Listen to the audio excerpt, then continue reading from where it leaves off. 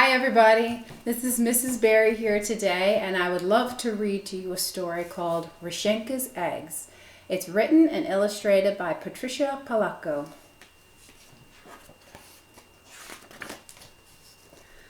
Babushka lived alone in a dacha, a little house in the country, but she was known far and wide for the fine eggs that she lovingly painted. Her eggs were so beautiful that she always won first prize at the Easter festival in Moscow. Each day, Babushka would take the shell of an egg from her basket and paint it in wonderful designs, using the shapes of stars and flowers, triangles and circles. Through the long, cold winter, Babushka painted. Then one day, after a snowstorm, Babushka went outside. She could still hear the faint sound of falling snow. It was a sound like soft rain. Herds of caribou came to feed at Babushka's because the grasses they usually ate were covered with snow. "A miracle," she whispered as she fed some. "These wild things have found their way to me." Just then, a flock of noisy geese honked loudly overhead. As they glided over the snow, one of them faltered and fell from the sky. Babushka went to where the goose lay crumpled in the snow. "A hunter did this," Babushka grumbled. She carefully picked up the goose and took it back to her little house.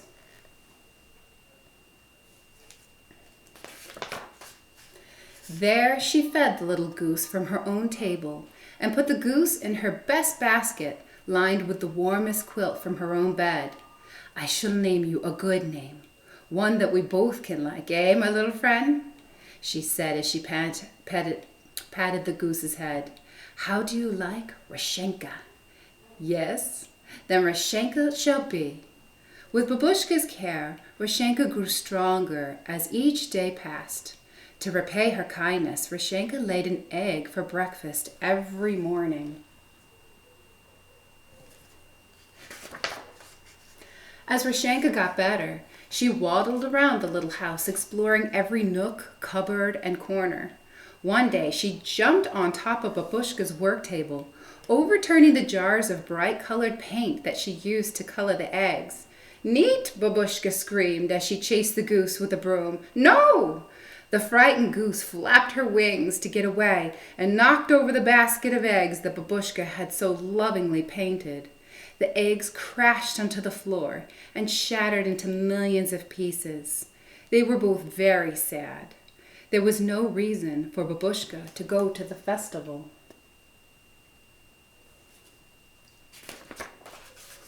The next morning, Babushka slowly got out of bed, trundled over to Rechenka's basket to get her morning egg. But when she reached into the middle of the quilt, she picked out the most brilliantly colored egg that she had ever seen. "A miracle," Babushka whispered. "A miracle."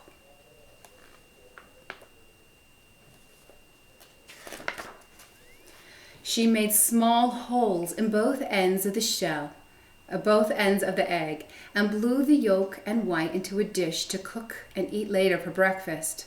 Then she held the egg up to the morning light and marveled at its beauty. After that, every morning for 12 mornings, there was another egg, each more beautiful than the one laid the day before. Soon, Babushka had enough eggs to take to the festival in Moscow. "How wonderful," she thought. "A miracle has replaced the eggs that were broken."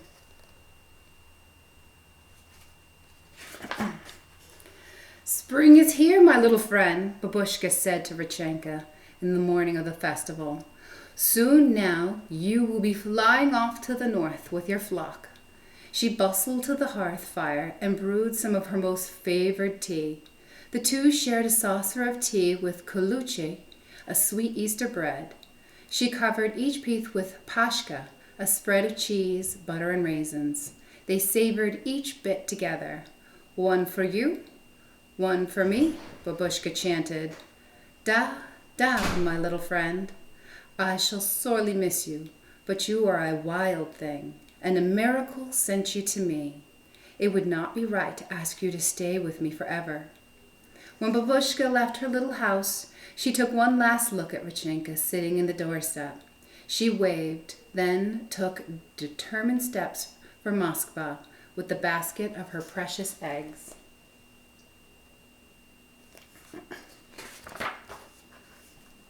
She crossed Levitov Valley, where the caribou mothers were walking their newborn calves. A miracle, she thought. New little lives. A miracle. She crossed the bridge over the Moskva River, and soon she could see the onion domes of old Moskva.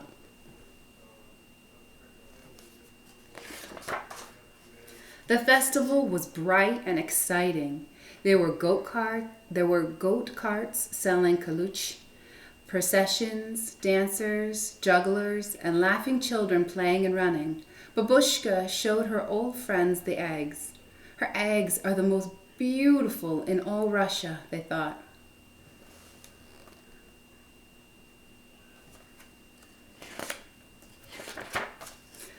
Look at them, the elders said. They almost glow, as if the paint is part of the shell itself.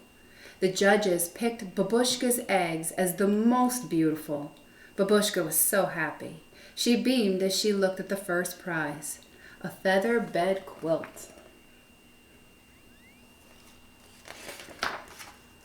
As Babushka made her way homeward, a honking flock of geese flew overhead. Babushka gave them a long, lingering look. She wondered if Rechenka was one of them.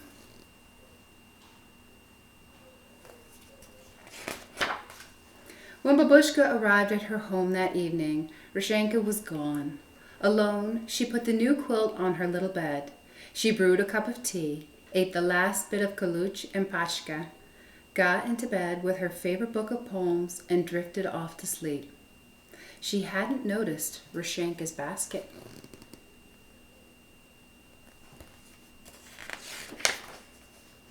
But that night, Babushka was awakened from a sound sleep by an ever so small sound. It was coming from Rechenka's basket. She hobbled closer and saw a glorious egg, but this one was different from all the others. It quivered and moved. It made tiny muffle sounds. The egg jumped, bumped, rolled, and pitched in the basket.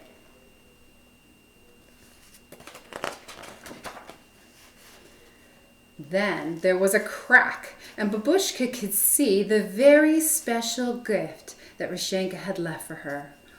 All a miracle, Babushka said, and this little goose remained with Babushka always.